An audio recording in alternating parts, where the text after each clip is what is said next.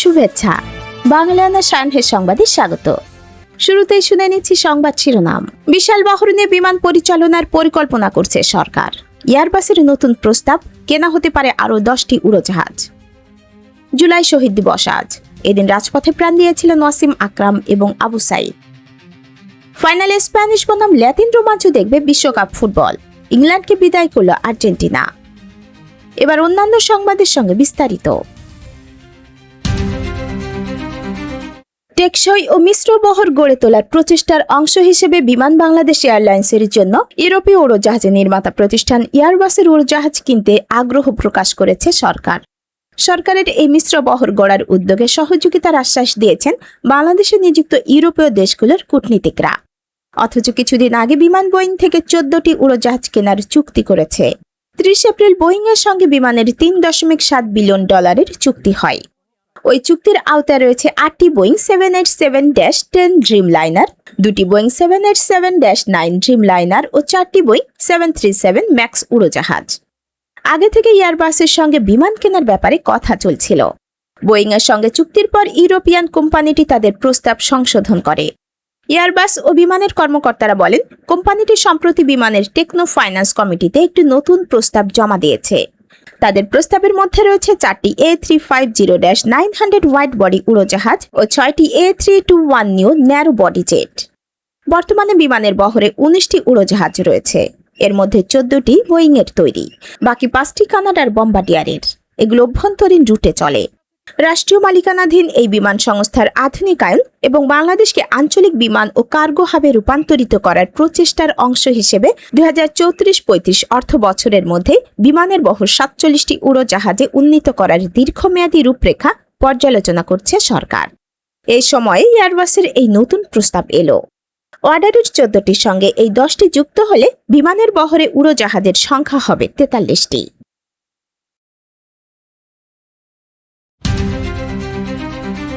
প্রতি বছরের 16 জুলাই ঐতিহাসিক জুলাই শহীদ দিবস হিসেবে পালিত হয়। 2024 সালের এই দিনে কোটা সংস্কার আন্দোলন চলাকালে ওয়াসিম আকরাম, বেগম রোকেয়া বিশ্ববিদ্যালয়ের শিক্ষার্থী আবু সাইদ সহ 4 জন পুলিশের গুলিতে প্রাণ হারান। তাদের স্মরণে এবং আত্মত্যাগকে শ্রদ্ধা জানাতে দিনটি রাষ্ট্রীয়ভাবে পালন করা হচ্ছে। এ নিয়ে বাঙালিয়ানার একটি বিশেষ প্রতিবেদন দেখতে ক্লিক করুন আই বাটনে।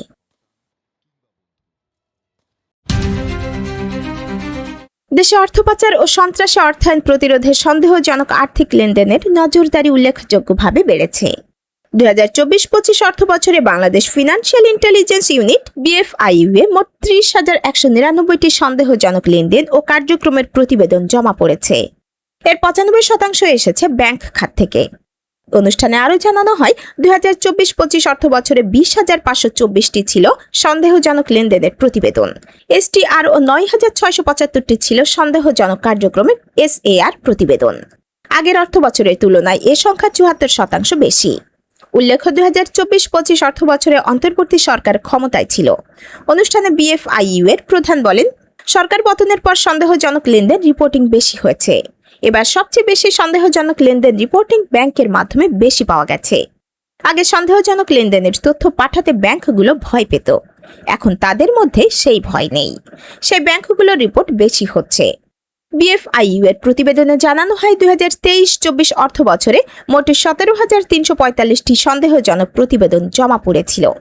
2020-21 অর্থ বছরে মাত্র 5,280টি প্রতিবেদন জমা পড়েছিল। সেখানে 4 বছরের ব্যবধানে সন্দেহজনক লেনদেনের সংখ্যা প্রায় 6 গুণ বেড়েছে।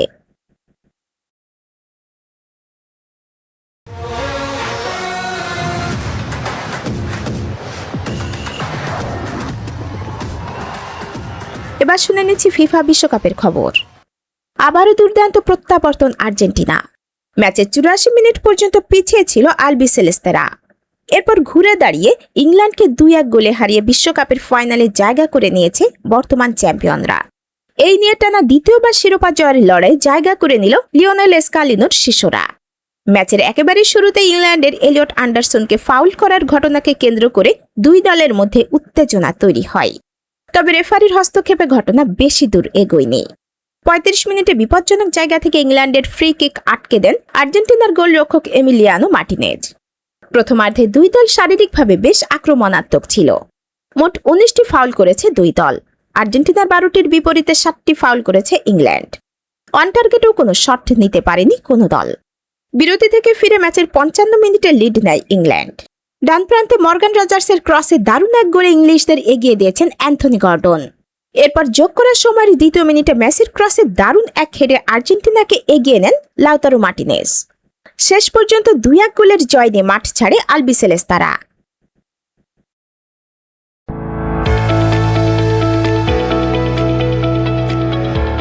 এবার শুনে নিচ্ছি বাংলালিয়নের বাণিজ্য সংবাদ। খেলাপি ঋণ কিনে নেওয়া, আদায় করা এবং প্রয়োজনে জামানত বিক্রির সুযোগ রেখে নতুন আইন করতে যাচ্ছে সরকার। সংকটাপন্ন সম্পদ ব্যবস্থাপনা আইন বা ডামা আইনের আওতায় গড়ে উঠবে বিশেষায়িত বেসরকারি কোম্পানি, যারা ব্যাংকের খেলাপি ঋণ ব্যবস্থাপনার দায়িত্ব নেবে। এসব সুযোগ রেখে নতুন আইন প্রণয়নের উদ্যোগ নিয়েছে অর্থ মন্ত্রণালয়ের আর্থিক প্রতিষ্ঠান বিভাগ। সবার মতামতের জন্য ইতিমধ্যে বিভাগটি আইনের খসড়া প্রকাশ করেছে। বাংলাদেশ ব্যাংকের আর্থিক স্থিতিশীলতা প্রতিবেদন 2025 অনুযায়ী গত বছরের ডিসেম্বর শেষে খেলাপি, অবলোপন করা, পুনঃ তফসিল করা এবং আদালতের স্থগিতাদেশ থাকা ঋণ মিলিয়ে সংকটাপন্ন ঋণের পরিমাণ দাঁড়িয়েছে প্রায় 10,91,000 কোটি টাকায়, যা মোট বিতরণ করা ঋণের প্রায় 60%।